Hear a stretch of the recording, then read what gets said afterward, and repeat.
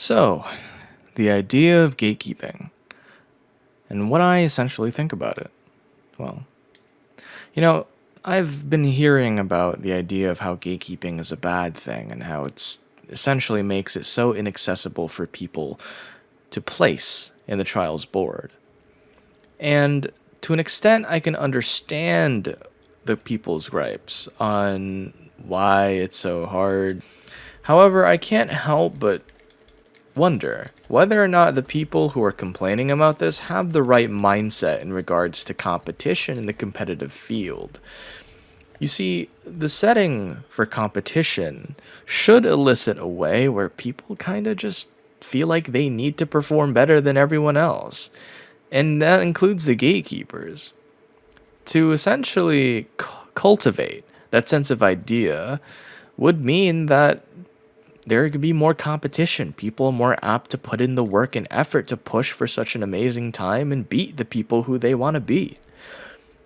But then I see a lot of people everywhere, kinda, and just complain about how gatekeepers essentially ruin trials and leaderboards. And in reality, they don't. They actually, in all honesty, they should push people to continue and figure out strats and get better. At the end of the day, people who are competing for top 5 or top 100, the prestige in itself should be that you're going against the best of the best. And if the best of the best occupy even the top one, like a 100 of the top 100 spots, it's what's pushing people to go beyond their limitations and what their initial perspectives are and how good they can be. Which for everyone is, I can't beat these gatekeepers, yeah? And that's the whole idea. Like, if people were to put limitations on how many times people can place on the boards, competition will decline steeply to the point where there's barely anything left in group trials and even like the actual global solo trials board. And I actually know because I was competitive in the past. I hold world records in 2 eras. Compared to before, competition is actually not that steep anymore. People don't come in gatekeeping like they used to. Nor do we see teams that rival each other that much anymore in regards to being arguably the best of the best and continuously vying for top spot every week. There's less of that nowadays, and it's a shame. And if Phoenix Labs were to conform to what most people say on what trials should be, because seemingly most people don't understand the experience and the journey of what it takes to be one of the best, then it's going to become some kind of participation award where people kind of just come in, get their title, and yay. Like, it's not going to be as prestigious as it once was. And it's going to water it down to the point where it might become as worthless as a gold crown at some point in the eyes of the extremely competitive people who play Dauntless. And that's what I mean. I'm not saying essentially the gold crown's completely worthless, because to many people, there are personal journeys that make things that are subjective to being worthless actually mean a lot more than a top 5 title. And I could get into that another time.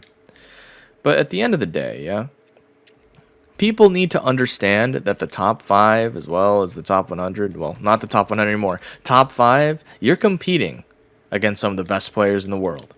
And if you were to somehow handicap them by giving them only one chance to place, then the achievement itself will no longer be as sweet and as powerful and as prestigious as you think it is right now. And people need to understand that. The whole trials thing, the only reason why, not the only reason, but one of the main reasons why a lot of people don't exactly understand how to place high is because they don't have the experience, nor do they have a solid understanding in a field a minority are extremely experienced in. If it was widespread, the experience, the knowledge, and the understanding of how trials is played, the competition for trials would be ridiculous to the point where, literally, possible leaderboard changes every fucking few hours. Which hasn't exactly happened to that extent before, but back in the day, It was the most competitive I've ever seen Dauntless. And people gatekept. And I played against gatekeepers. And back then, I wasn't as good as I was now. But still, the gatekeeping, the people who showed themselves one of the best and kept pushing to showcase how good they were, they didn't make me lose faith in getting better. They made me much more ambitious. And that's what it should be doing for people. That's what it should be doing for everyone.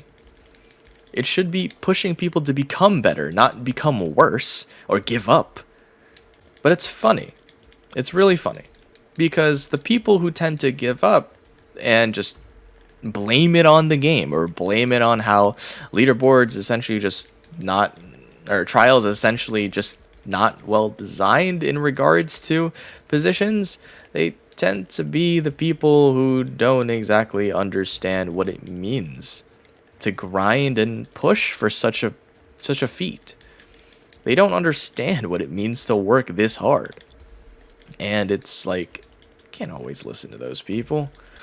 And to everyone who's worked so hard and went through this journey of personal development and understanding of themselves in order to get to that point where they can place top 5 every week, it's going to be so insulting. You know what I mean? And the experience in itself, it becomes worthless.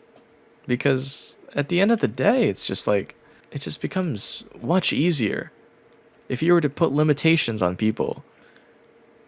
You know what I mean? And that's essentially my whole spiel on trials and gatekeeping. Do I personally think gatekeeping is a good thing? Yes. Given context, it can be.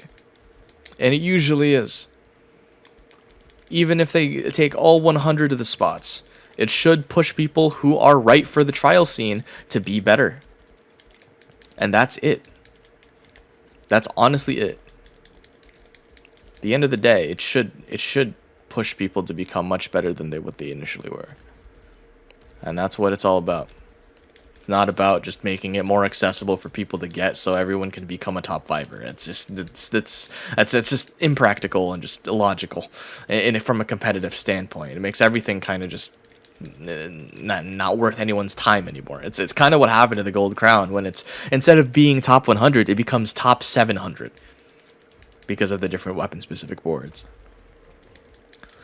Anyway, guys, thank you so much for listening in on my listening on my rant. I hope you got something out of it.